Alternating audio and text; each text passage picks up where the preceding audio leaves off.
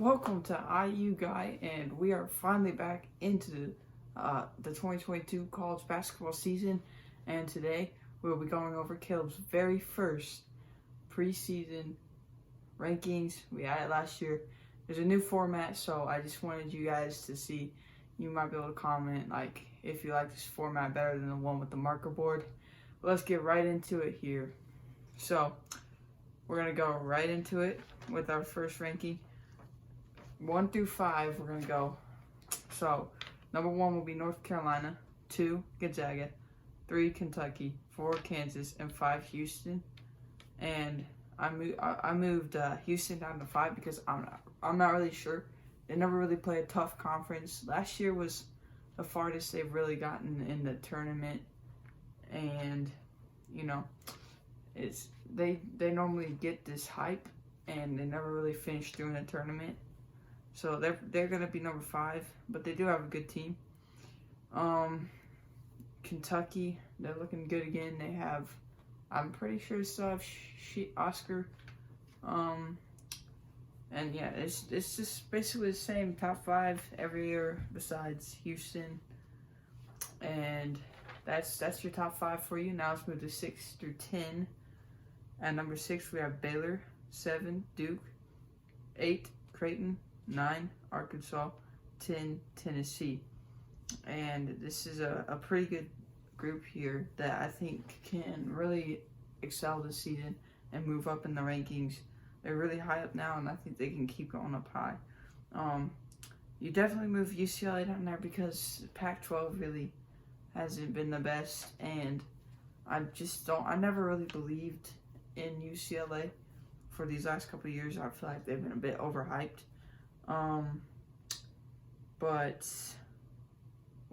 We're getting ahead of ourselves because I read ahead. But, moving up Tennessee and Arkansas because Arkansas really looked good in the tournament last year. I was really impressed with them.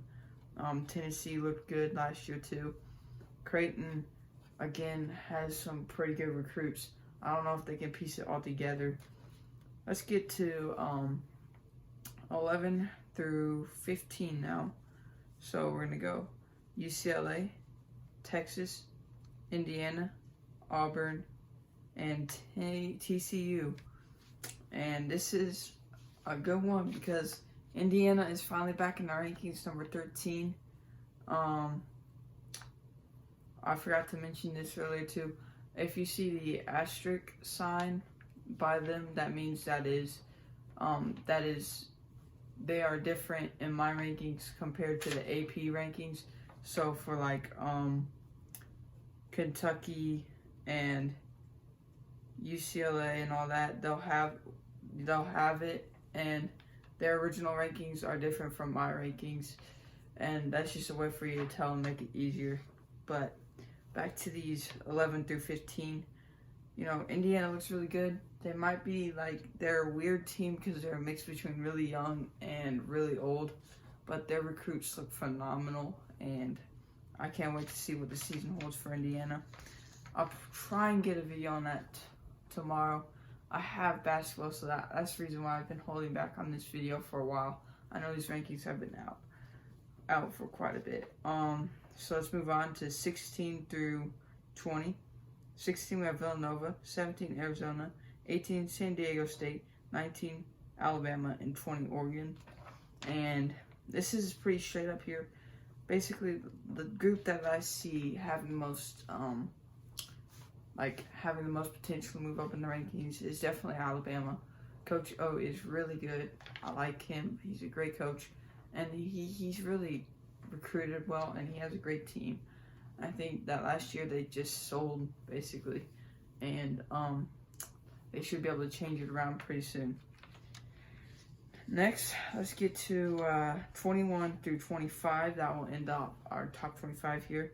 So we have Illinois, Oregon, Texas Tech, Michigan, and Dayton. Definitely a lot of movement. Oregon moving down, Michigan moving down, but Texas Tech is move. I think they might be the same, but they're a team to watch out for. When Beard left, I thought their program would go south because Coach Beard is a real good coach, He should change Texas around, but they looked real good last year. I think, did they beat Duke? I can't remember, but they looked so good, and they're this close to doing something special. Maybe if their coach continues to recruit, the way Beard was at Texas Tech. Michigan, they're good. I believe they still have Hunter Dickinson, and he's pretty dominant. I hate to say because he beats up on Indiana, and I think they had a good tournament last year, even though I don't think they deserved the spot that they were in. And Dayton, 25, they're gonna have some talent this year in that conference, because if I'm not wrong, Davidson might be in it. Actually, no, they're not. But Dayton, once again, they just seem to sometimes get these decent recruits and just put them together so well. And that's your top 25 here. And so let's go back over it. Number 1, UNC. 2, Gonzaga. 3, Kentucky. 4, Kansas. 5, Houston. 6, Baylor. 7, Duke. 8, Creighton. 9, Arkansas. 10, Tennessee. 11, UCLA. 12, Texas. 13, Indiana. 14, Auburn. 15, TCU. 16, Villanova. 17, Arizona. 18, South Dakota State. 19, Alabama.